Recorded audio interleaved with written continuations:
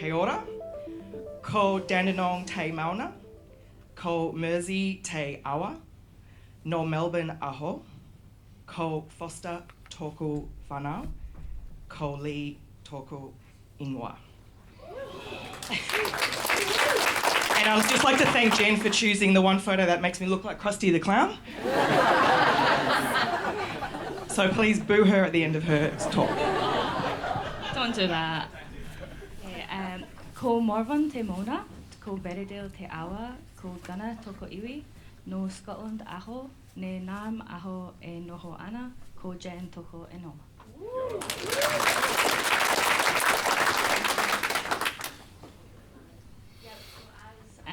So as Jo has mentioned so many times, thank you, we are Thin Green Line Foundation. So we are an organisation that was created by Rangers and for Rangers. We're a charitable organisation and we believe that Rangers are the key to conservation. As the speeches today have already shown, we know that being a ranger is more than just a job, it's a calling to protect the natural world. So in our work we value rangers' safety and quality of life, and we support them through direct action on the ground.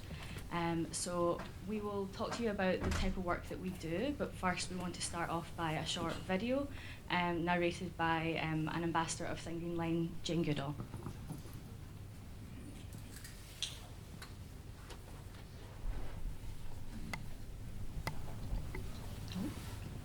We'll get there soon.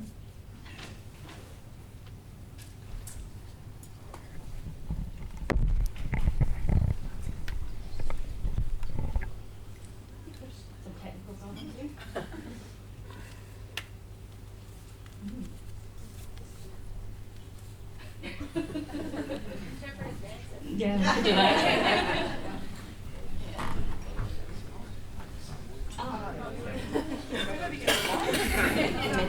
Hello, this is Jane Goodall. At the Thin Green Line Foundation, we stand with Rangers. Rangers are nature's protectors and first responders, brave and dedicated men and women who work tirelessly to protect nature from those who seek to exploit it.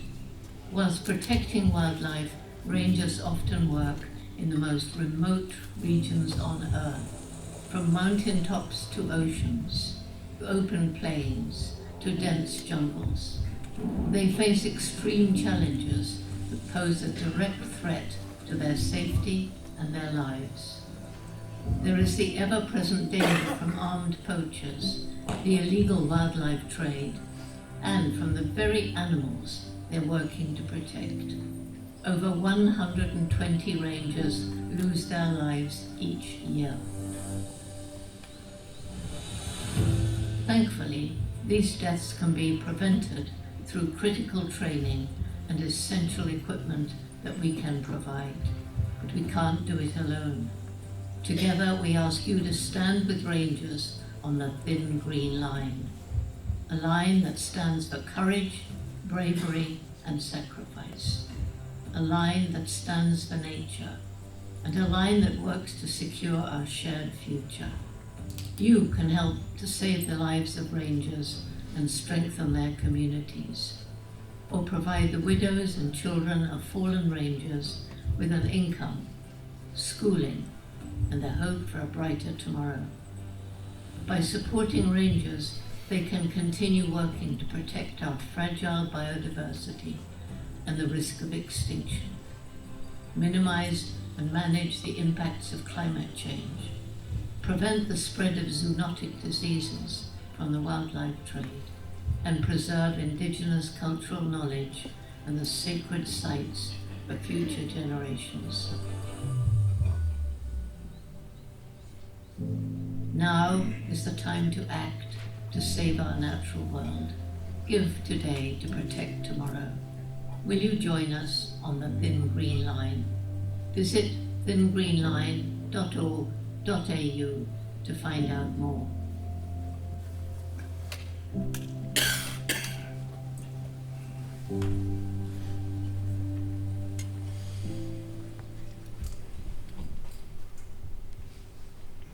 So that is a video that we normally show to donors of the organisation, that's how we try and represent Rangers. Obviously, you are a very diverse bunch, so we want to try and get as much imagery in there as possible, and we're really trying to reposition Rangers as the critical frontline workers for nature and climate. So, as I said, there we go. We work globally, so we're based in Australia, but our projects are all over the world. So this map here just represents where we have worked in the past 12 years. In the last year alone, we have worked in 31 countries with 44 project partners. Those partners represent government agencies, small NGOs, community groups, many volunteer rangers. As we've heard, there are volunteer rangers all over the world. So we're trying to raise the capacity of these rangers globally. We are spreading our reach into South and Central America, and we're really happy to be spreading our reach also across Australia. So we have, in the past 2 years, worked with some Indigenous rangers in Western Australia, and we have some of them here today. So just a big shout out to our friends from the KLC and the Nurra Rangers who are here today. I hope you get a lot out of being at this conference today.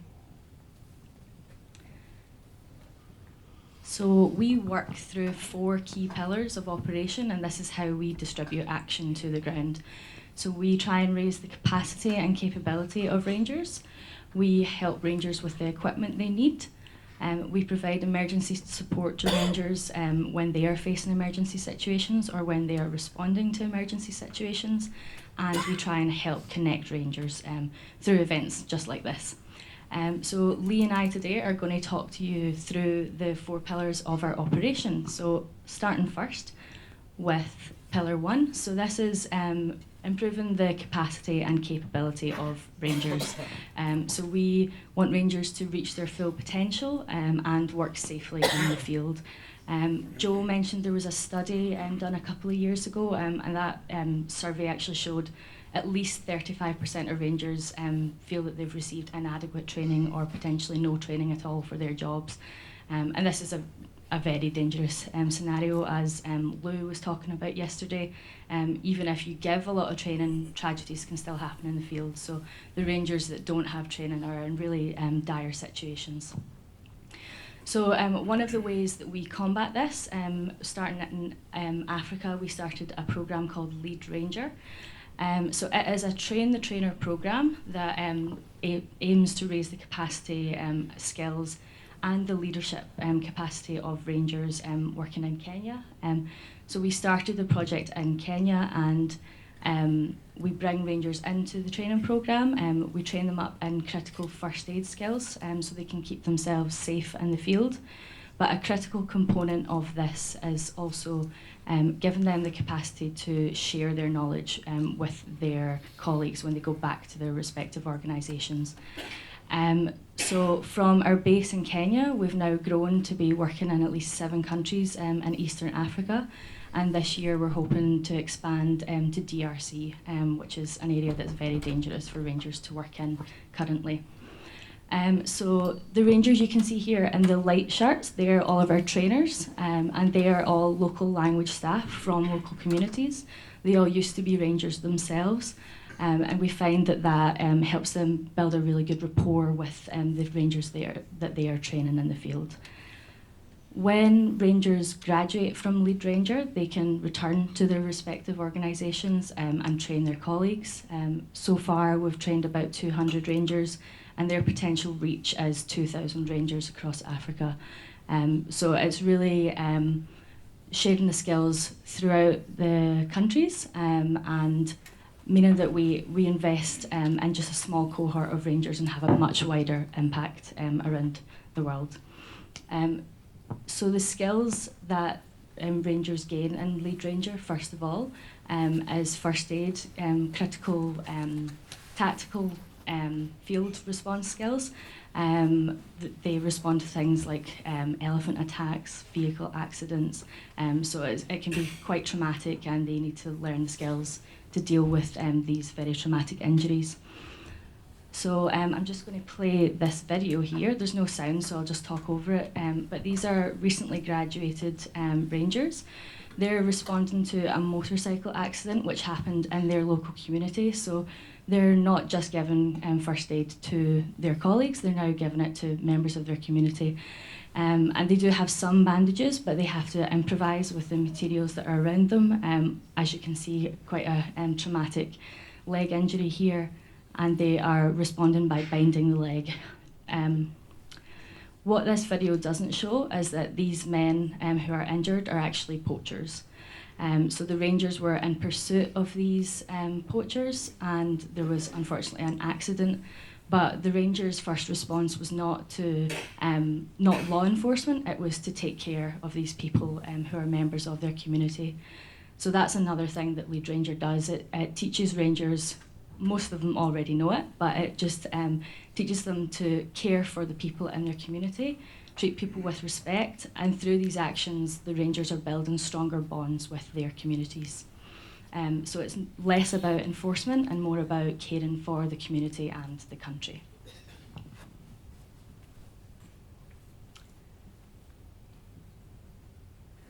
So Lead Ranger is currently active just in Africa, but we do have plans to roll it out across the world. As I said, it started in Kenya and is now spread out throughout Africa, so we're hoping to get some training in Asia later next year. In the meantime, we do support Rangers throughout the world with their own training initiatives. This one here is just an example of Rangers in Thailand, so that's on the far side there, and Cambodia. So they have a lot of problems with poachers crossing the borders between the forests, and it means that the Rangers, they can't apprehend them if it's in a different jurisdiction. So they actually conducted training together. They're building communities together, learning languages together, and building strategies that help them apprehend poachers out in the field, so they can work together. And this has been a fantastically, a really good project for the Rangers. They're already seeing benefits, and it's been spread out across the entire border. So it was just in the Chumphon Forest Complex, but now it's been spread out across the border.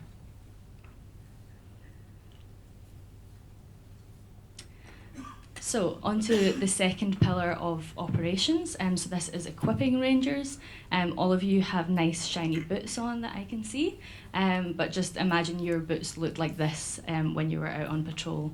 It's definitely not something that can keep you safe. Your toes are poking out the front there.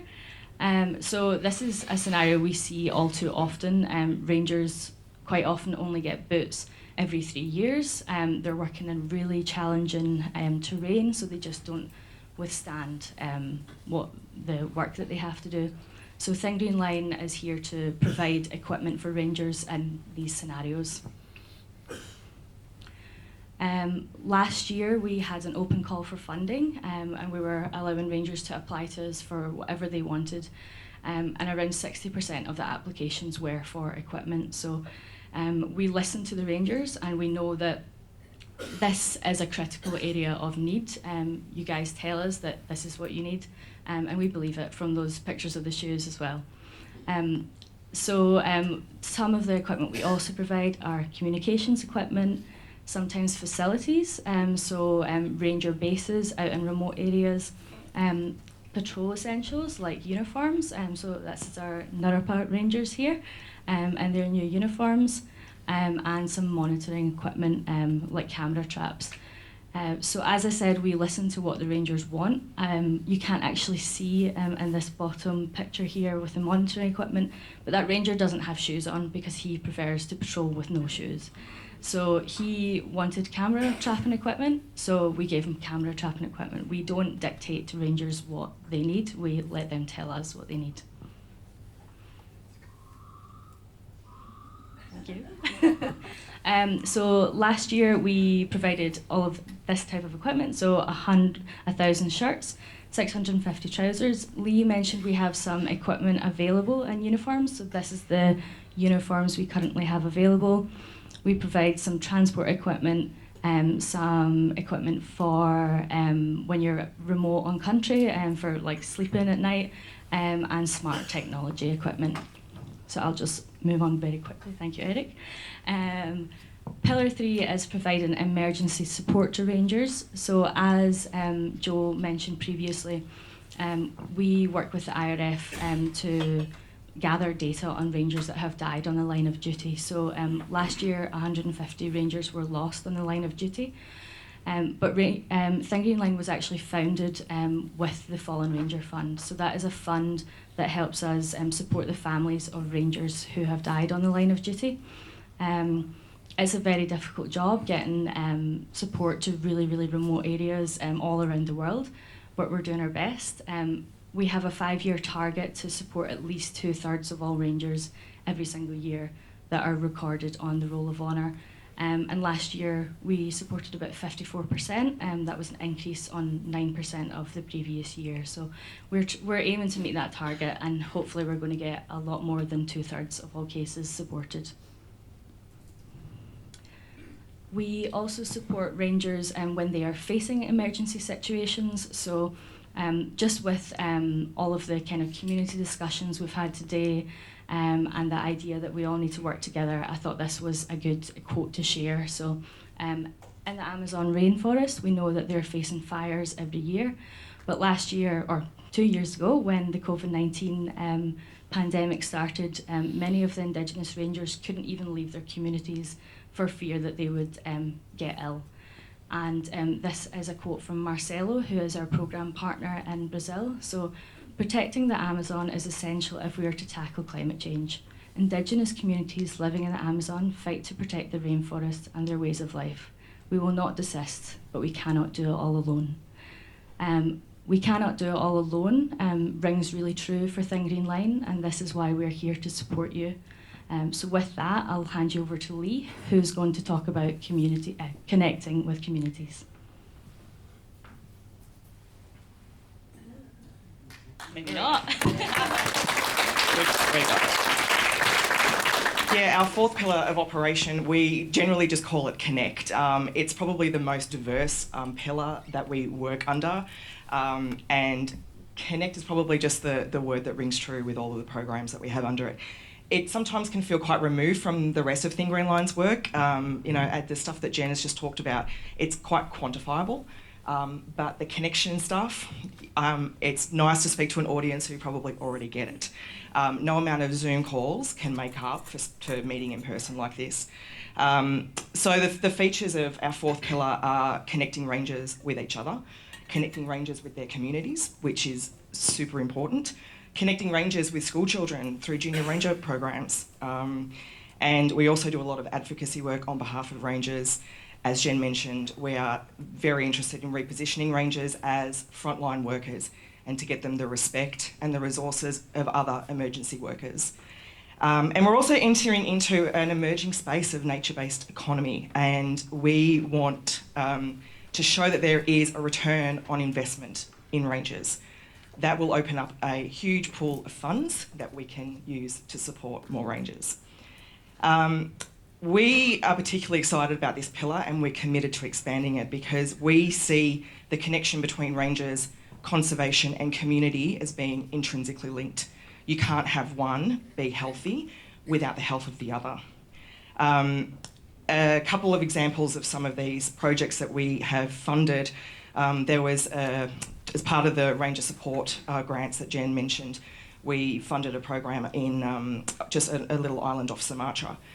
And the communities there, mostly due to poverty, were poaching turtle eggs and songbirds. And the rangers reached out to us and said, we need help to connect with our community and teach them about the importance of conservation. And it was a no-brainer. We, of course, helped them.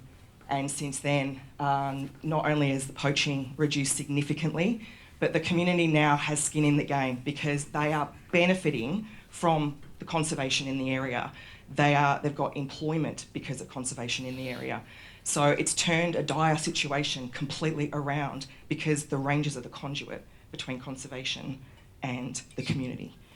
Another example of what we've done is Jen and I looking fabulous at a ranger exchange in the Kimberley. And we just did this a couple of months ago. It was an absolute honour and privilege to be on country with a couple of female ranger organisations and some teachers and elders and cultural advisors from a remote community school. And we learnt about their two-way learning program. These kids here took us to this waterhole and the absolute pride that they had in showing us their country. And they were absolutely loving the attention from the elders. It was amazing just to see the innate respect that they showed their elders. And they were really just being educated about that country is in their hands in the future. We also, from a ranger point of view, we saw some really young, shy rangers come out of their shell by the end of the week. And they were talking about, we can do this in our own community. We can take this two-way learning and we can do it in our own.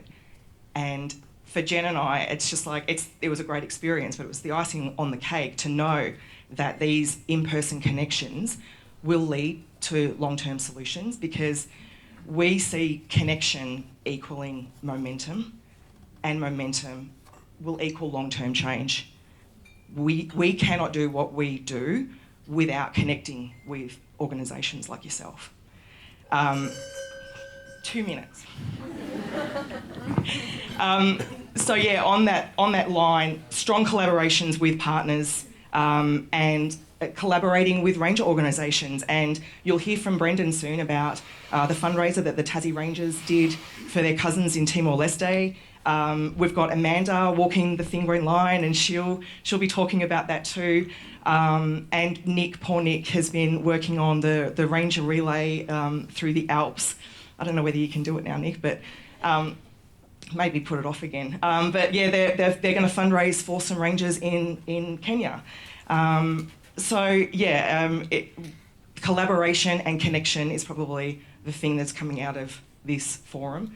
And just a tiny bit of housekeeping. So everything on the Thin Green Line table over there, you can take. The uniform, we just brought one uniform with us just to show you what it is. So the Samoans charity, go and have a look and get in touch with us and we can send you some uniforms. That's a fairly small uniform over there. If it's going to fit anybody, please take it at the end of the day. But just go and have a look and let us know what you need. And also, if anyone has any funding requirements, please come and talk to Jen or I, and we'll accept some expressions of interest with much delight. So yeah, thank you everyone. This has already been an amazing event, and it really solidifies what Jen and I do and just makes us even more passionate about our jobs, which we love. So thank you.